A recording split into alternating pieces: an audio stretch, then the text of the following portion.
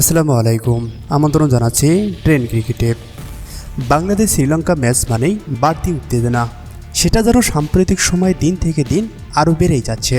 Nidahas trophy থেকে শুরু করে ভারত বিশ্বকাপে মেথুজের টাইম আউট কাণ্ড, অতি সম্প্রতি টি-20 সিরিজে সৌম্য সরকারের আউট দিয়ে আবার নট আউট কাণ্ডে উত্তেজনার পারদ যেন আরও বেড়েই যাচ্ছে। তেমনিভাবে গতকাল সৌম্য সরকারের কনকাশন ইনজুরি নিয়ে শুরু হয়েছে নতুন বিতর্ক। শ্রীলঙ্কার ইনিংসের ৪৯তম ওভারের শেষ বলে ইনজুরি নিয়ে মাঠ ছাড়েন সৌম্য সরকার। বাউন্ডারি প্রাতে গিয়ে লাফ দেন তিনি। বাউন্ডারি লাইনের বাইরে শুরুতে হাঁটুতে ব্যথা পান, এরপর ঘাড় কাঁধসহ পুরো শরীরেই আঘাত পান। এরপর তার হাঁটু ও শরীর গিয়ে ধাক্কা খায় সাইড লাইনের বিজ্ঞাপনী বোর্ডে। হাঁটু চেপে মাটিতে লুটিয়ে থাকা সৌম্য সরকার পরে খুঁড়িয়ে খুঁড়িয়ে মাঠ ত্যাগ করেন।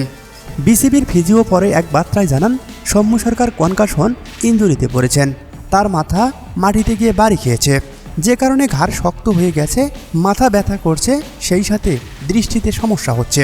ক্রীড়াক্ষেত্রে স্বীকৃত মেশিন দ্বারা পরীক্ষা করিয়ে তার কনকাশন ধরা পড়েছে, যে কারণে বাংলাদেশের ম্যাচ রেফারি রিচার্ড পাইক্রোফোর্ডের অনুমতি নিয়ে সৌম্য সরকারের কনকাশন বদলি হিসাবে ওপেনার তানজিদ তামিমকে ব্যাটিংয়ে পাঠায়।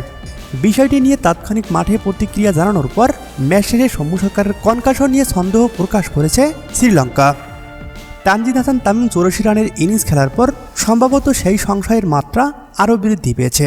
বিষয়টি নিয়ে শ্রীলঙ্কার সহকারী কোচ নাভিদ নেওয়াজ ম্যাচ শেষে বলেন, আমরা কনকাশনের বদলি দেখে বিস্মিত হয়েছি, তার এমন কিছু হয়নি বলে মনে করেছেন তারা।